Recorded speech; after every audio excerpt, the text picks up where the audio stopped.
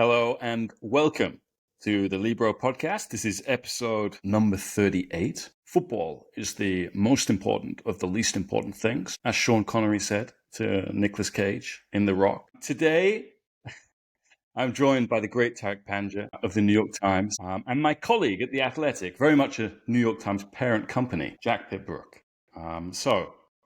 Today we are going to follow on from what John, Jonathan and Rory spoke about on Tuesday, which was the absolute state of Manchester United. They kind of stood over the dead body of United, drew it sort of a chalk outline around it, put out some yellow cones, mused about the cause of death.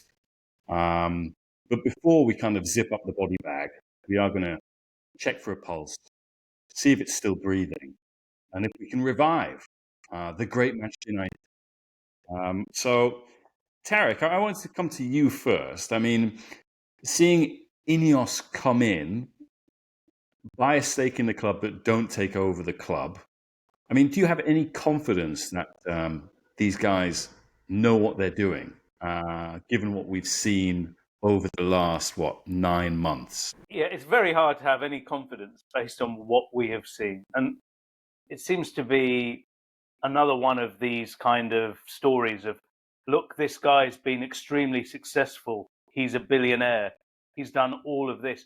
Yeah, but that's in the petrochemical sector, lads. And this is, I think, a disrespect to football, which we have seen. Like, because they're really good at this, they can do football, because football's easy, right? And happens over and over again. It is a specialist industry and it should be treated that way. And I think, again, we've seen an example of it not happening. And what you described there, the purchase as well, the biggest winners out of all of this are the Glazers. So if you think about how they own the club, was that leveraged by hardly any of their own money to buy Manchester United? They already had this huge windfall without even selling it to the Glazers. They made their money back multiple times over before they sold it, to Jim Ratcliffe. And then they sold this small stake, or 30% or whatever, to Jim Ratcliffe. And the multiples of their own money they've already made back. And they bought this cover. They bought this bloke, this great British Manchester United fan, to be the guy to run this thing. So if it all goes wrong, you don't blame the Glazers directly anymore. Maybe you can. You perhaps still should. But here's this guy. I mean, what a mess. What a fiasco. And this is what Manchester United fans have to deal with. Local boy made good. I haven't seen that yet. Yeah, Jack, I mean, if you look at some of the things that Ratcliffe has done, obviously they wanted to put a proper football structure in place, which is something that United didn't seem to have. They just had a very, very strong commercial operation for many years. They thought that was enough, that we would just keep making enough money for us to buy the best players and we will inevitably become better. That wasn't the case. But they've done something that reminds me a little of what Inter did in Italy, in terms of talking about a team that fell away, was no longer competitive anymore after winning the treble in 2010. Inter, after a while, just looked at the competition and said, let's just take their best executives. So they got in the president, Beppe Marotta, they got in the coach, Antonio Conte, and all of a sudden Inter started winning. United seem to have tried to do that with City a bit, in terms of getting the CEO, Omar Barada, getting Jason Wilcox in. Wilcox seems to have taken Dan Ashworth's place. Do you think the structure is right, or that approach to the structure is the right one? Yeah, I think that the approach that United have shown is a little bit like Chelsea after the Bowley Clearlake acquisition in 2022. Like they've gone on a big LinkedIn binge basically, and they've been clicking on. They've been, I like the look of this guy, let's get him in. Like the look of this guy, get him in. I do think they've got I do think one thing that Man United have got, which is true of Chelsea and plenty of other teams, is they've got a bit of a case of what I call CFG brain, which is thinking, well, obviously Manchester City is so successful, and therefore the people who work for them must be brilliant. they will be able to, if we recruit them, they will be able to bring us the secrets of Manchester City's success, and we can replicate it. Which, of course, and this has led to many people in the football industry getting jobs over the last sort of 5 or so years. But it's one of those things where you have to ask yourself, are Manchester City and CFG? I mean, obviously, there's some very talented people who work there, like Kevin De Bruyne until recently, or Pep Guardiola, whoever. But are they good because the executives are good, or are they good because they have the mineral wealth of Abu Dhabi behind them, and the strategic ruthlessness of the royal family there? And they've made some good choices along the way, but it doesn't mean that everyone in a suit who works there is necessarily going to be able to deliver you the same success. So, in that sense, what United have done, I don't think is very different. You mentioned Inter, I mentioned Chelsea. I don't think it's very different from the approach that lots of clubs take when they start to think, right, how do we do this better? How do we do it smarter? But clearly, I mean, anyone can see that it's not delivered the results they might want. Yeah, I mean, Tariq, Jack's brought up Chelsea and the Bowley Clearlake way, which, we kind of derided at the time. And, I think some of that derision still stands. But they've obviously won stuff in the meantime. Now, their way of going about things, aside from just offering 8-year contracts, trying to find loopholes here and there, was to look at who is the best model in the Premier League, what's working in the Premier League, and they just landed on Brighton and were just saying, okay, let's get executives from Brighton, coach from Brighton, players from Brighton. And I think in our Club World Cup pod, we mentioned how many Brighton players were in that kind of Chelsea team. Do you think United should just do that as well? Just maybe Mbeumo is the beginning of the Brentfordification of Man United, or do you think they should go their own way and not be kind of completely fooled by, as Jack says, Pep Guardiola and CFG have got a lot to answer for, because, every new coach wants to be Pep, but they don't have the players or the ability to be Pep. And a lot of these clubs that, CFG execs are managing, in some of those markets, it's quite easy to be good at, or be seen to be good at your job when you've got their backing. So, what's the right way for United to move forward? I think it's Chelsea, with all respect to them. They're not Manchester United, and that's part of the problem as well. Manchester United are just so culturally important, massive, talked about in a way that perhaps no other English club, maybe Liverpool, are discussed in a way. And that kind of goldfish bowl creates its own problem. I remember going to Brighton a couple of years ago, spent a day there, met a whole bunch of people, from Paul Barber, the chief executive, down to probably half these people are now at Chelsea, that scouting department. And, they describe their system in quite in good detail as well. Not enough for me to go and set up a football club, but you do get a sense. So you've got Paul Barber at the top, the chief executive, and he said to me, look, we know people are going to leave, whether it's going to be the players, whether it's going to be the executives, they're going to go.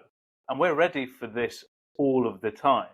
I was like, how do you mean? He said, look, for every key official or player, there is a list of potential 3 replacements. And I was like, what, even for you, Paul? Because, there probably is one. The owner will have people in mind. And that succession planning and knowing who you are and what your culture is. And that's Brighton.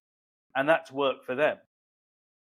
Manchester United is the end club, as Eintracht Frankfurt described, I think, to players who signed for them. They've been doing really well getting these players. We've seen Ekitike move to Liverpool after, 1 season? But this is what they are. This is what they tell them. They know who they are. I think Man United need to remember exactly who they are, set the culture up again. And that was the point of Dan Ashworth, who spent more time on gardening leave than at Manchester United. That was the point, we thought, of having Dan Ashworth, like a reset and to set this up. Whether you can do a Chelsea or anything else like that at Manchester United, I think it's really hard, because you're talking about, I don't know, like doing repairs on a car that's going at 200 miles an hour, or a train, but while it's in train, it's hard for them to do this stuff without that glare and scrutiny. Chelsea have obviously had it, but I think at Manchester United, they have to have a plan that fits what Manchester United is. I don't know about you guys. I haven't quite seen that yet. Could you describe, I don't know, using one of these horrible buzzwords, but what's the DNA or whatever? What is Manchester United now in this post-Ferguson era? What is the Ratcliffe plan? What are they supposed to be? I mean, it's not really apparent to me that at any point since 2013 that the strategy has really been to win. Like, do you think they've ever had I don't even mean that they have not had a good plan to win. I mean that it's never really felt like winning has been the top priority. It's not really been why they have done what they have done, which I think has really been, I mean, a large part to kind of keep the show on, keep the great Manchester United. So I think a lot of this conversation we have to try to sort of get back to first principles and think, if we are starting, I mean, obviously Manchester United don't have a blank slate right now, but if they were starting again from first principles in their current position, what should their strategy look like? And I think, I mean, as banal as it sounds, a strategy which is focused on trying to win, I think would be the most novel thing, because that is, I mean, it sounds silly, but that's something that clearly, like, Liverpool and Manchester City, and I think increasingly Arsenal have had in the last few years, and Manchester United just have not. Yeah, I think Barada has come in, hasn't he? And he's actually put a year on when they want to win the Premier League or win something. I mean, United have still been winning things despite all of this period. But I think that's quite interesting, Jack, what you say about, what is Man United, because I don't even think the legends of United can explain it, because their reaction in TV studios after the latest United debacle is always to just exclaim, "It's Man United," without really explaining what "It's Man United" means. And, I mean, to your point, Tariq, about this is a kind of car that's going at 200 miles an hour and you need to put repairs on it. Let's say it's a Ferrari, and the Ferrari can't think like a Fiat. But Yes. like, I mean, I remember, sort of 5 years ago about 6 or 7 years ago, when AC Milan was taken over by Elliott, this monolithic fund from the US. They basically enforced the debt that this mysterious Chinese guy had taken out in order to buy the club. And lo and behold, he didn't seem to have the money. They came in, they kind of got instant credibility because they brought Paolo Maldini back to the club as a sort of technical director. So that was a really smart move. It's like, get a legend who is, everyone identifies with the club. United haven't really done that. And clearly it's not enough just to have this kind of Potemkin village kind of, let's just assemble, Man United legends and everyone will take us seriously anymore. But Maldini did kind of imbue some standards back into the club. If Paolo Maldini was on the sideline at training, players had to perform because they're like, we recognise that guy, and he won the Champions League 5 times, so we maybe better buck our ideas up.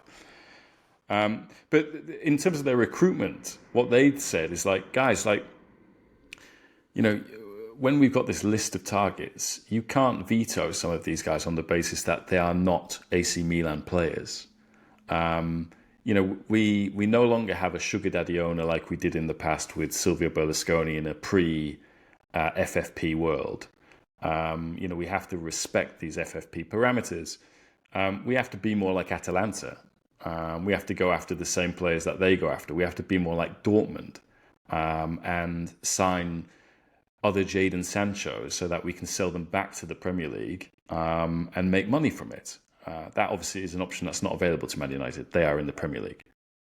But like it seems to me that within Man United there is a reluctance to almost be humble and kind of step out of Manchester United and think we need to think small again in order to be big. You know, we need to do what the really upwardly mobile teams are doing in order to get back.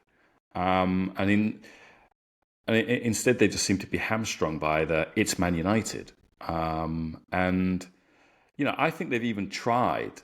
Let's give them credit. I think they've gone from signing your Cavani's, your Schweinsteigers, your Ibrahimovic's, your Falcao's, your win now guys, to trying to basically get your Lenny Yoros, your Xerxes, your Hoylands. Like these are signings that smart clubs should make. Yeah. And yet there doesn't seem to be any joined up thinking. It's one extreme or the other, and they're paying. I don't know what you make of that, Tariq. Well, the good news is, and we've been told we don't deliver enough good news on this pod. I don't think they could plumb any lower depths. Look, this team still generates, and it's the fourth richest team in the world, despite all of this crap for 13 years. It's the kind of fundamentals of building football teams, unfortunately, you know, is how much money as well you have. Man United have been kind of an example of how the rule doesn't work all the time, given the exit, but they still have all of this finance. They finished as low as you probably could without being relegated. I just don't think it can be as bad as it was last season. So that's the good. There's only way is up here. And in terms of that, the recruitment, it can't be any more weird as well. It's not only like going from here to there. It's more the collection of players they had never added up in any way, because there was a knee-jerk aspect. I remember the Casemiro thing, the massive contract, and then you talk about these guys. You mentioned the young players, and I was just thinking about Lenny Yoro. If you talk to people who scout footballers, this boy should be a very, very, very good central defender. He's landed in this dumpster fire of a club at that moment. It'd be interesting.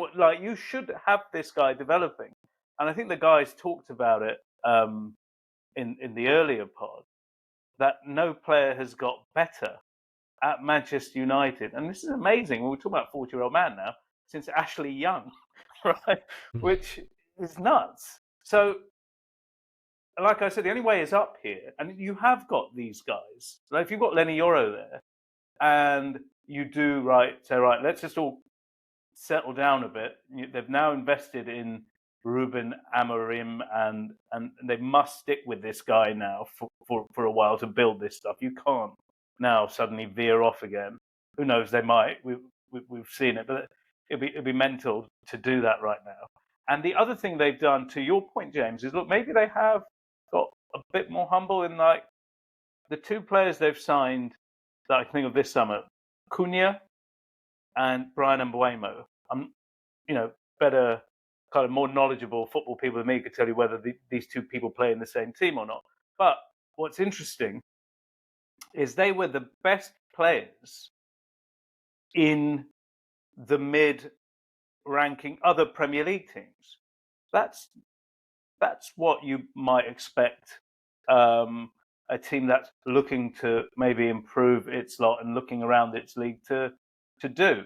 So maybe that's a sign of being less kind of celebrity obsessed in that era when maybe Ed Woodward was there, who didn't seem to know what he was doing, and would say, right, we'll get this person, good for engagements, good for sponsors, Ronaldo's back, and you're like, why? All of these things that were happening, maybe they won't happen anymore. And if you're a Man United fan, maybe you'd hope they don't happen anymore. I don't want to retread like ancient history, because the guys did that a lot the other day. But I think the signing for what we were saying earlier about whether or not winning has been a priority, I think that the signing of Ronaldo in 2021 was perhaps the strongest possible sign that winning was not really the main strategic goal at Manchester United, simply because, whatever you might say about Ole Gunnar Solskjaer, and it's very easy to be dismissive of him as a manager. At that point, he had a pretty good team. Like, he had a team with a really, really clear ethos. Like, they were a very, very good counter-attacking team, and Rashford was playing great, and Martial was playing great. And then all of that was destroyed when they signed back Cristiano Ronaldo, simply because they were rattled that they thought Manchester City were gonna sign him. And in the same way that it took Juventus kind of years to recover from signing Ronaldo. I mean, James, I don't know if you think they've actually recovered yet from Don Fabio signing Ronaldo in 2018. I'm not really sure Man United have recovered from re-signing Ronaldo in 2021. Like, he's just he's such a huge figure that he just skews everything. I think even more than is the case with Messi. Yeah, I mean, to go back to that Ronaldo period, Jack. I mean, that was when Ranić came in, and Ranić declared that United needed open heart surgery, and instead they just seem to have had cosmetic surgery. You then have Ratcliffe come in, and he's essentially gutted the club. Sort of cost cutting. Sort of Javier Milei kind of wielding a kind of chainsaw around. That sort of thing. And I think one of the things with United is it comes down to culture, because I don't think many of the players that they've signed, even for big money, are bad players. Okay. I think some of the average players they signed are good players. I think it's very easy for people to look at, your Højlunds and your Xerxes and said, they've come from Serie A, it doesn't translate here, they're not good enough, and all that sort of thing. When, for example, Mohamed Salah, Kevin De Bruyne didn't work out at Chelsea, but they did work out at Man City and Liverpool. And so I think it's surely a cultural problem that is there at Man United. And so, how do you change that culture? Because clearly that is what Ratcliffe, and when Brailsford was hanging around, and Brailsford's back on the Tour de France now, he seems to have lost interest. But clearly that's what they were trying to do. But when you're gutting the club in the way that they have, it's not good for culture. It's not positive. No. And then who sets the culture as well? Is it manager? Is it senior players? Is it a leader? And then you look at who's the leader, who's been talking. And Jim Ratcliffe's been talking. And I was talking to Man United fans that I know before doing this. And you think, Jim, they want him to stop talking. Right? So they don't want this guy to be the front man. And there's also the kind of myth of Jim Ratcliffe as well, as this guy who was obsessed with Man United as a kid. Look, many kids are obsessed with Manchester United, right? This idea that this is the thing that's dearest to his heart. I'm not sure. It's hard to looking at him and his life since. I don't know if that's true. So you're building this kind of myth around this bloke, and it might not be real. That's the other thing. It's like you're holding on for every kind of handhold as you're slipping down the mountain. You think, right, this is the guy who's going to deliver us. And look, the reality is, he's just a very rich man who's bought this football club that he likes, and he likes a bunch of other things as well, like extreme sports, by the sounds of it, running across a desert and other things that rich people like to do, maybe. But so you're looking for a leader, and then if you're looking at that squad, that's the other thing I was thinking. Sometimes other players raise the rest of the team up. Sometimes it's groups of players who are going to do that. I don't know where the leaders at Manchester United are. The ones who are going to either lead by example from performance, or you've heard of this effect of Jordan Henderson maybe at Liverpool. Clearly not the most talented player in that squad, but the sort of guy who wouldn't let the standards of the others slip as well. And that kind of culture, United needs, as he said, Ranić, this kind of open heart surgery. But it's not just about recruitment. It's about, as you said, the culture, and this winning should be part of it. Saying, look, this Mbuemo, he said, like, this is the team whose shirt he wore as a kid, and he can't believe he's here. sometimes these teams are too big for some of these players, maybe. They need to have people who are comfortable in that shirt and who want to win playing for Man United in that stadium. And that's the other issue that we might want to talk about, is this massive project they've got. You've got to build a football team, build a new football culture, get back to what Manchester United. And I know other fans of other teams might get annoyed by saying that what Manchester United are supposed to be, as well as playing a stadium befitting what Manchester United are. I mean, that leaky roof has been a testament to the on-field and off-field failure, hasn't it? It's been the kind of meme, Manchester United's leaky roof, hasn't it? And the project is enormous. Get people to do that, focus on that, maybe a whole new specialist team, and just leave them to do this thing. And they get people who are 100% focused on the football to do the football. And hopefully these things marry. Yeah, I think it was interesting when United brought Ronaldo back to the club. A short while afterwards, I think it was when he went on Piers Morgan, a real meeting of egos.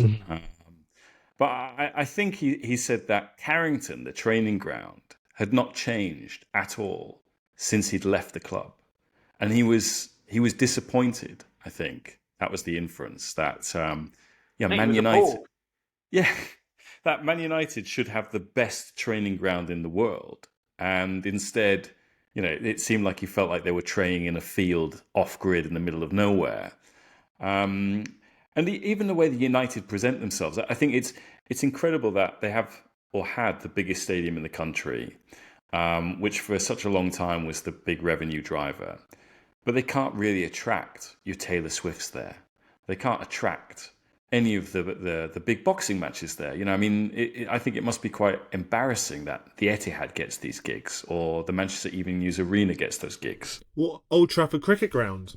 Old Trafford Cricket Ground will have has big concerts every year, whereas nothing like that seems to happen at Old Trafford football. No, it looks like it looks an old place. You walk around it, clearly I'm not disrespecting the history of Man United. It is a place where great moments in English and world football have happened, and on those great European nights, it is an amazing place to visit.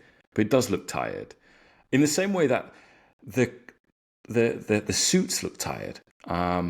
They still wear the kind of private school sort of blazer with the really old badge that they wouldn't big put badge. on big badge that they wouldn't put on their shirt, like they're a touring cricket team from the 1950s. I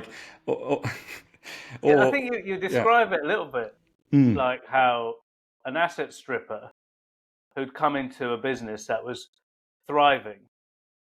And when you have companies like this who come in, they'll try and strip to the bone. Let's keep the thing alive, get the money out, and just keep it ticking over. And that kind of, for me, is the perfect distillation of the almost Glazer era. They were able to win because of the alchemy that Sir Alex Ferguson and that group of players were able to bring on the field. Manchester, they were on the shoulders of history with that hugely popular fan base that is still huge, and you milk and milk and milk, but in a kind of tawdry, cheap way, it feels like. Meanwhile, maybe, I don't know if it was mentioned, but the number, and it's worth bearing in mind again, Manchester United have paid more than £1 billion for the right to be owned by the Glazer family of Tampa, Florida, which is such a indictment, really, on this thing. And it's still going. The debt it feels like it's unchanged. It seems to always been hovering around this £500 million mark. Now, if Jim Ratcliffe has any aspirations to own this thing completely, he'll have to strike a deal with these guys. So then you have to ask, why would they ever sell this? Like, they've been allowed to do this and keep this. Like, these guys are billionaires, the sons of Malcolm Glazer, and there's a daughter as well. And they say it's because of their real estate empire. I think there were strip malls. But it's hard to think any of the investments this family had made could have been as successful from financial perspective as the lottery win of being handed the keys to Old Trafford. It's in this decline is in that environment. So, Ratcliffe and co will have to go move them out of the way, and really rebuild this thing. Which I was going to ask you, with the Milan teams, stadium and venue and location and being tired, it feels like a Milan problem as well. We keep reading about this, James. Where are they going to play? And do you think it's time for them? This kind of they're kind of conjoined twins who don't like each other, I guess, because of having to play in that arena. Do you think they should maybe play in separate states? What's going to happen with them? Well, I mean, the stadium question is a big question in Italy because it's one of the reasons why Italian football has fallen behind. They believe that they're leaving between 70 and 80 million on the table every year, in basically not being able to have quality corporate hospitality, in not being able to use the stadium all year round. For big concerts. I mean, they do have Bruce Springsteen, sort of performing at San Siro. Damien Comoli was the new Juventus chief executive, was at a Springsteen gig at San Siro. But, clearly it's a limitation rather than something that is helping them get back to where they think they should be. I think San Siro still benefits, I think, from this. It's a bucket list thing. People want to go there, experiencing it. I remember going to, I can't remember which game it was. Milan were in the Champions League a couple of years, and there were members of the English press who don't usually go to AC Milan games, who were there saying, they're knocking this place down, aren't they? I have to come. I have to come. And they're not, because it's a listed building. Now, which makes it very hard for the owners of Inter or Milan to actually change it. The owners of Inter and Milan are trying to buy it from the council, so then they can maybe do more things with it than those limitations put by it being a listed building would allow. But you've got this kind of big political scandal going on in Milan at the moment, which is broken over the last 2 weeks, implicating City Hall, sort of about urban planning in the city, which is probably going to hold things up even more. That is very complicated. But I think it's interesting with the stadium piece with Man United and the stadium piece with Arsenal back in the day. When Arsenal built the Emirates because they thought it might supercharge them, make them even more competitive. And then it was irrelevant when Roman Abramovich bought Chelsea. It was irrelevant when Abu Dhabi bought Man City because they're like, well, the stadium's important, but it's not going to be the game changer you think it is. But Jack, you want to come in? Yeah, so I think you're absolutely right that Arsenal's big bet on stadium revenue in 2006 that was really, really terrible timing. But I think that now, 20 years on, I do think in the era of PSR, in the era of a PSR which is enforced, I think that betting on stadium revenue does make more sense. I mean, whatever you might think of Tottenham's, the sort of travails of Tottenham in the last 5 years, I think that betting that your stadium revenue, not just from match days, but from Beyonce and NFL and boxing and all the rest of it, betting on that is really sound. The trouble, obviously, is that it was not easy for Tottenham to build that stadium, and they had to pay for it themselves. And it still cost £1.2 billion, but that was in the era of zero interest rates. It's now done. They've been in for 6 years now. Obviously, they lost a year to COVID, but they're kind of. But I hate to be starting from scratch at this point, which is what Man United are doing, right? In the era where it's suddenly not so cheap to borrow a lot of money.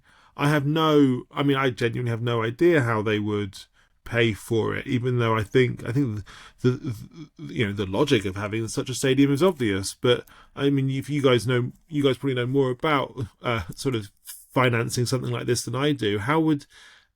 What is the route for Man United to pay for a project this big? Well, if you remember as well, this was the other weird pratfall in my opinion. So it was the launch of this stadium was and it's huge. This idea they've got for the new Old Trafford, and it was supposed to be a part of not just building a new stadium, but a whole entertainment complex and a regeneration of this part of Manchester, this great city in the northwest of England. So I was really surprised when we went to the launch and it was in Battersea, one of the wealthiest parts of London. Again, you're like, what? Come on. Like, at least if you're going to sell this vision of regenerating Manchester with your hand out, by the way, and this is the next part, for huge amounts of public money in a country that really is struggling for cash, like Britain's economy is not doing well, it's fair to say. And the point of projects like this, they say, is it will help generate jobs and boost the economy, etc. But meanwhile, our hands out, public purse, open up and be a partner in all of this. So part of it is supposed to be funded by central government, because there was going to be like 3 areas of the UK, I think one around Cambridge and one somewhere else, and then this part of Manchester, and this was going to be part of the funding structure for this. And they had alighted on Sebastian Coe, who's now the head of World Athletics, but led London 2012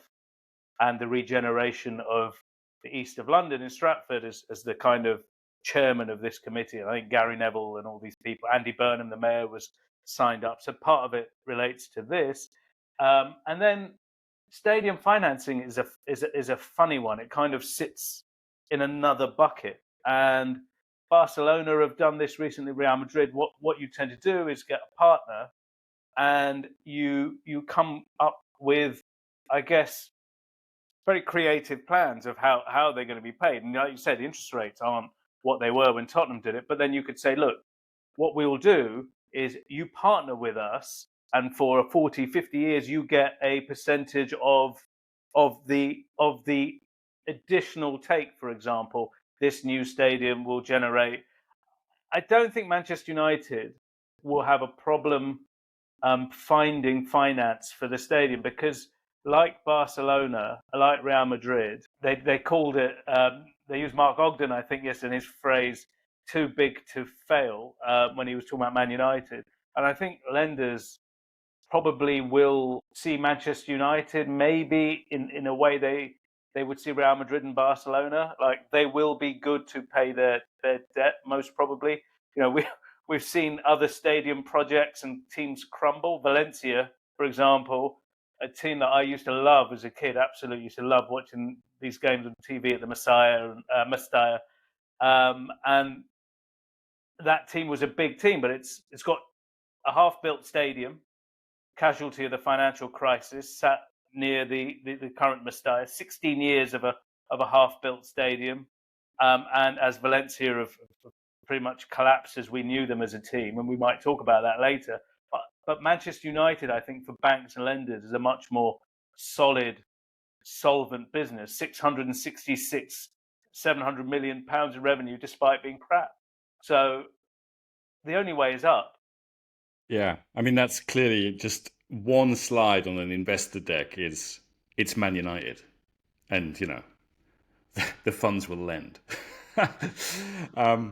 I mean, the thing that I've experienced in working in Italy is that whenever someone announces a new stadium plan, fans immediately look at them and say, "We know your game. You're in this for profit. You're in this for real estate. You're in this to sort of not only sort of add value to Man United, but add value to your stake." And there's always there's a failure to read the alignment in kind of the owner or custodian wanting to build something that will enable the team to be more competitive because it can generate more revenue with kind of like, we see these Americans, or in, kind of Man United case, Ineos coming in, first thing they want to do, build a stadium, and then sell, clear out with a load of money, having, sort of taken us away from our historic home, where, we've been taking our multiple generations of our family to go and watch this team. And now we're going to be going to this very expensive soulless bowl, whilst you run away with all your money. I do still wonder whether, I think English football is very different to Italian football or football on the continent, in that I think there's less scrutiny about ownership motive a lot of the time. There is still that scrutiny here, but in Italy, there's a real fan backlash, around that sort of thing, where infrastructure projects happen here. I think there've been more stadiums built in London alone than there has been in Italy for decades, and that's because we get shit done, unless it's HS2.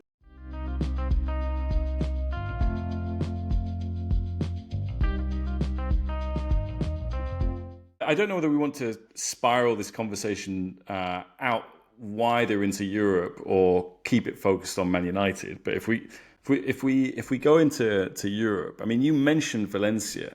I suppose there are some parallels we can draw with all of these things. Valencia for me brings to mind, sort of a new owner comes in, maybe doesn't know a lot about football, trusts agents, and agents run the recruitment, and that becomes an issue. You can see it at clubs that don't have a football structure. You could maybe see this with Man United. Man United have spent the last 3 years just buying the Ajax team from 4 years ago, without any of the culture at Ajax being at Man United. So yeah, what's your take on Valencia? Again, being the age, I think, I am. When I was in high school and start of university, Valencia had 2 Champions League finals, and they weren't Real Madrid or Barcelona. That made them cool to me. And they had those players that were Claudio Lopez, Kili Gonzalez, Ayala, Aymar. They were. You can go on and on. The Ruben Baraka, such a good team that wasn't Barcelona and Real Madrid. And if you want to be a bit cool, that's another one. I like the other one.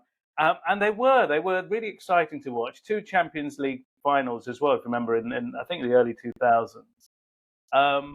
And there was this thing when the ball just went wide and a shot just missed the target, there was a sound from the crowd that I don't think any other stadium. It might be the accent of the people from the area, plus the acoustics of this ground. It was like this kind of whoosh that the crowd made. And it's kind of stuck with me, and it's this Valencia feeling. And then it was great to have this team there. And then, like I said, the financial crisis happens. And, it's really sad. If you visit Valencia, you do see this immense hulking concrete bowl, rebar concrete, what's supposed to be a modern stadium for a great football team. It's 16 years, and it's there. The fans, and this is the thing about football as well. Fans are the heartbeat of the team, aren't they? And but these guys have suffered so much. In my inbox over the years, like, you need to cover Valencia, and I have a little bit, but they've been protesting all over the world. In Singapore, where Peter Lim's based, in obviously in Valencia, in London, around Trafalgar Square, and like what's happened is it's obviously a mix of the financial crisis and an owner with the wrong intentions for the wrong club. This guy is a Singaporean businessman.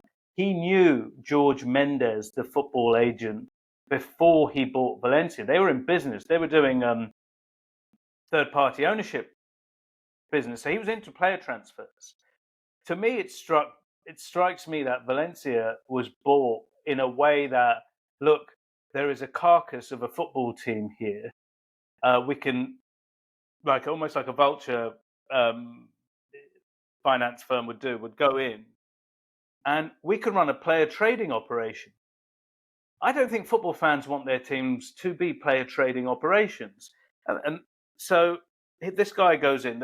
The fans initially are thinking, we've got salvation. It's a very rich guy from Asia. You can imagine what was happening in football around that time. Foreign owner. Spain didn't really have anything like that at the time. You think, right, this guy's going to bring us back. And, it's turned sour very quickly. It became this guy was just selling their best players, buying players with George Mendes, and it's that carousel. And often it doesn't really, the club's finances were just getting worse, really. Maybe these two guys were doing well in the trading business. And look where they are. Valencia now, every season, when you talk to these guys, it's like, yeah, we're going to be relegated this season. And they almost have often. And they've managed to sort of rise towards the end. That is not, as we said, this is Man United, guys. This is Valencia, guys. Like, this isn't supposed to happen here, but it's been kind of, how do they recover from this? It's going to be, again, new owner, culture, all of the things we talked about, but that suits this club. Mm.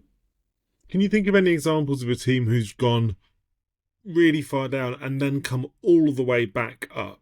And I mean Manchester City's not really, I don't mean City, that's a different thing. I mean a team that was big and successful in the modern era and has then bottomed out and then come all the way back to success. Like, I'm just trying to think what would be a model for Manchester United. Like, we talked briefly, didn't we, about Borussia Dortmund, who obviously had their brush with insolvency in, what was it, the sort of mid-2000s? Yeah. Was that right? They had their big financial crisis, and obviously they came back from that to win 2 Bundesliga titles. I think that's probably the best single example that I can think of. But there must be others, right, from big European leagues of teams who've gone down and back up. Juventus, again, slightly different, but right, because of they were punished rather than just being bad. What do you think? Well, Juve have always run the club as a business. They've had the same owners for more than a century, the Agnellis. And so having that kind of continuity, stability, people who know the city, know the region, know the club, I think has always been to their benefit. But I think the Milan clubs, not to go back on them, are particularly AC Milan, are a good case. Inter really like to tell Juventus fans and Milan fans that they've never been in Serie B, mai in B. You'll see that on graffiti outside San Siro. Juventus obviously got relegated in 2006, Calciopoli, but Milan got relegated twice in the 80s. They went something like 40 years as well without winning 30 or 40 years without winning the league. People have forgotten about that because of Berlusconi coming in. But as recently as I can't remember whether it was 2017-18, that club, which is the second most successful club in European competition, 7 Champions League titles, and was very close to where Real Madrid were until the last 15 years. Very almost went bust. Would have had to start again at the bottom of the football pyramid in Italy, probably under a new name as a new co. Had Elliott not come in and basically enforce the debt on Yong Hong Lee, this Chinese guy who no one had heard of then and no one has heard of since. But I think with Milan, what was interesting is, I mentioned it earlier, they brought back Maldini, they had Leonardo, who had sporting director. He learnt his trade at AC Milan before going to Paris Saint-Germain to be the sporting director there. But, that was a clash because, like, at PSG, you've got Qatari money, you can go and buy anyone. My theory on this is that PSG kind of replaced the Milan clubs from 2010 to 2020, because if you look at who Leonardo signed, your Marco Verratti's, your Thiago Motta's, your Ibrahimovic's, your Thiago Silva's, your Cavani's, your Lavezzi's, your Pastores. They're all the players who would have gone to AC Milan and Inter had they had money. Had they still had, sort of Berlusconi before Berlusconi tapped out and said, I'm one of the richest guys in Europe, but I'm not a state. I can't compete with Man City and PSG. So, Leonardo coming in with that new hedge fund, Elliot's, getting people to actually think, get their head around, the rules have changed. The lay of the land has changed here. We can't go out and buy the best player in the world. We can't do what Berlusconi did, which was look at the Ballon d'Or list and say, we don't have that one. We've got that one. We don't have that one. Let's sign the ones we don't have. They couldn't do that anymore. And so, they brought in some people from Arsenal, brought in some data and analytics, tried to be smarter, bring the wage bill down, cost rationalization, a lot of unsexy stuff that needed to be done. Is that what both have done, in the sense, because the parallels are so spookily similar, aren't they? In that Inter Milan, Chinese owner, obviously a known Chinese owner in Suning maybe, but Lee Yong-hong, as you said, I remember us doing a story and a colleague went to find the offices and there was like rat droppings and no one there, and it was just like this deserted place. We're not even sure, does this person exist? There was a guy who briefly appeared online who claimed to be Lee Yong-hong, if you remember. But then both of them had these very, very high interest rates from different American investors. Elliott in AC Milan's case, and then Oaktree in Inter Milan's. And eventually these funds end up taking control of teams that otherwise would go bust, I guess. And then did they both rise the same way? Is the Inter Milan way and the AC Milan recovery on different timelines? So Elliott really kind of wrote the playbook on this. And they sold when the team won the league for the first time since 2011. Their playbook really looks like the perfect way to do this sort of operation in terms of, find someone in distress, offer them a way out. They can't pay you back. You take over the asset, you add value to the asset, and then you sell the asset for a higher value, which is what they did. With Inter, they succeeded in spite of themselves on the pitch, because off it, Suning, as you mentioned, kind of bought Inter at a time when Xi Jinping was saying, we're going to have the World Cup in China, we're going to do what Saudi are now doing, look at our Chinese Super League, sort of guys who are investing in European football, please buy some of our clubs here, bring some of the best players in the world here, we'll overpay them. And, for a few years, it didn't really work for Suning at Inter until they did what I said, which is basically look at who's winning all the time and say, okay, let's take the chief executive from Juventus and take the coach from Juventus who started Juventus's winning streak. We'll do it at great expense. And then, their own financial interests took a really big downturn back in China. You had all these capital controls introduced where they couldn't get money out. And then COVID hit. And so they had to take a loan from Oaktree to basically keep their head above water, Inter's head above water. And then when that loan matured a year ago, they weren't able to repay it, and Oaktree took over. And Oaktree have gone about things in a continuity way in terms of they've said, look, we're gonna keep the chief executive who turned you around on the pitch. We're gonna keep the coach, Simone Inzaghi, because he's winning. But this team that's been very successful, by the way, it's old, and there's no money in old players, and so this summer they have signed 4 or 5 players who are they have an average age of 22. and that is a clear change of direction, because the chief executive has become the president. He would sign his way of making into competitive when Suning had all these financial problems was to get in really early for free agents, pay them big wages and a big signing on fee. But you have sort of peak age players or players in their 30s who can win now. But, the commentary after the Champions League final was this Inter team is at the end of a cycle. Haven't PSG made them look old? When PSG were just really good, as they showed against Atletico Madrid and Real Madrid at the Club World Cup.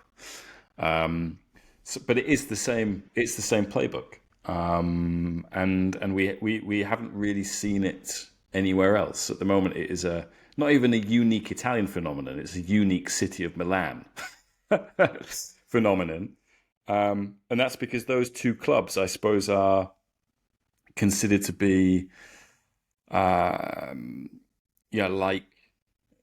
the finest pieces of art, or sort of wonders of the world. There's scarcity value about them. The only clubs that are worth investing in, like it's with Man United. In an Italian context, it's Inter, Milan, and Juventus, but it's mainly Inter and Milan because they've got everything that comes with being in the city of Milan: Fashion Week, all that sort of stuff, corporate culture, which has allowed them to slightly turn things around, but within the geography of Italy, which is a league that has been completely outmatched by the Premier League in terms of the Premier League just being very, very good, better than everyone else, selling itself in every corner of the globe. So TV rights completely dwarf the Serie A TV rights, because the Premier League TV rights dwarf Serie A rights. Broadcasters in all of those countries are like, guys, there's none of our budget left. We've spent it all on the Premier League, or we've spent it all on this new big Champions League. Yeah. And then there's the infrastructure thing that we've spoken about, which is stadiums. So I think, to bring this back to Man United, Jack, like, their geography is actually, it helps them because they're in the Premier League, which has these high guaranteed TV revenues. So I think it could. If Man United were in Italy, it'd be a lot. If they were Milan United, the way they've been run over the last decade would be a much bigger problem than it is than them being in England. So I kind of have two contradictory views on this. One is that clearly the fact that they're Manchester United, not Milan United, is great because, as you say, Premier League, TV money, commercial money, English speaking. That it's literally impossible to separate the financial success of the Premier League clubs from the fact that they are in the Premier League. Like, those two things are indistinguishable. And clearly, being in the Premier League, even if you're a bad big Premier League team, which is what Man United are, you still have tons of money. You can still go and sign Di Maria, Schweinsteiger, Ibrahimovic, Cavani, Falcao, the players you mentioned earlier. Funnily enough, I did my own version of that list, and there wasn't even that much overlap because there's just been so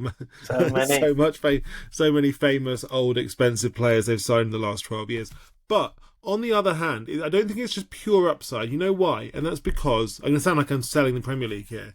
The Premier League is so competitive at the moment, and Man United is so bad within the Premier League, that I think the gap between, like, to get from where they are right now to where they want to be, they have to kind of clamber past lots of different levels of teams to get there. Like, it's so stratified. They have to fight their way from one strata to the next, because it's all very well for us to say, well, how are they going to be as good as Liverpool? How are they going to be as good as Manchester City? I mean, the first thing they've got to worry about is, how are they going to be as good as Bournemouth and Brentford and Brighton? That's those teams were all much better than Man United last year. That's the first thing they've got to think about. And then once they've done that, they've got to think about, right, how are we going to be as good as Newcastle and Aston Villa and Tottenham Hotspur? And that's like a different, that's a different. And I know that Tottenham were rubbish in the league last year, but like, I do think Tottenham's rough level is equivalent to Newcastle and Aston Villa. And so Man United would have to at least be good as Newcastle and Villa, who are like the kind of upwardly mobile, dynamic, ambitious, just outside the traditional big six teams of the last sort of 2-3 years. And only after then can you start to think about Chelsea and Liverpool and City and Arsenal. So I think that, and I do think in that sense, it might be harder to be a Premier League team who's trying to get back up on top than in let's say France or Germany. Like in France, if Marseille have a bad few years, it's never going to be that hard to kind of fight their way back up to second. You know what I mean? Like, or even I guess in Germany, like, Hamburg and Schalke have actually had a really bad time of it in the last 10 years. But I just think the Premier League is now so good that I think United's path back to where they want to be is not simple. That's a great. I mean, the numbers are what, 3.8 billion in TV rights for the Premier League every year versus 1.5 for Serie A, and we see it, don't we? As Jack says, these middle teams, if you want, even the lower half of the Premier League table, you are buying the very best football players in the world. And for all the Manchester City, Liverpool, Arsenal, maybe not Chelsea because they want a squad of 60, but most teams would want 25 to 30 professional players. So the very, very best players in the world are playing in teams like Brighton, Bournemouth, etc. So your average game is going to be very, very hard, or much harder perhaps than say in leagues elsewhere. Look, one thing I heard, and this is I don't know if it's a crumb of comfort or a crumb of like terror, really. But look, if these guys can't do it at Manchester United, the idea and the power of Manchester United is so seductive to people all over the world, the very rich in the world, that there is always going to be someone else that wants to have, as Jonathan Wilson said the other day, a ride on this wild horse. They think, right, I'm going to be the one. And I had a coffee the other day with this Qatari businessman, and he was like, look, crumb of comfort, here we come. We're going to end on a positive. This is incredible. Terror. Depending on that said, when this bidding war was going, I was shocked, I tell you, by the number of Manchester United fans who were divining Qatari ownership for them and to deliver them from this hell, purgatory, or whatever it is that they've been in. And this guy said to me, look, I've got these businesses, I'm doing all of this stuff, but I'm getting on a bit, and my team is Manchester United. They're so bad at the moment. I want to sponsor them, even if I'm going to lose money. I want to sponsor this football team forever. And it just made me think. There's these states, and like there aren't that many teams that are available to buy. You can't buy Barcelona, you can't buy, at the moment you can't buy Real Madrid, you can't buy Bayern Munich. Manchester United is so appealing to people. I have a fear, or depending on what your outlook is, that if this goes wrong, the next ownership of Manchester United is going to maybe be a Middle Eastern country, and that takes us into maybe a whole new conversation for another day. Well, yeah, I mean, the last pod was the absolute state of Man United, and we're ending on states prospectively taking over Man United, which is just as well that Miguel isn't here for that conversation. But that brings today's episode to an end. If you would like to like and subscribe, Rory is always very keen on that. So go and click on that star button, and we'll maybe overtake some of those cricket and rugby podcasts on the league that really matters. I think we'll be back on early next week. Miguel will have finished his tour of Switzerland, where he has been covering the Women's Euros, but really just kind of flashing his book in front of FIFA headquarters. So with that, Tariq, Jack and I bid you adieu. Thank you very much.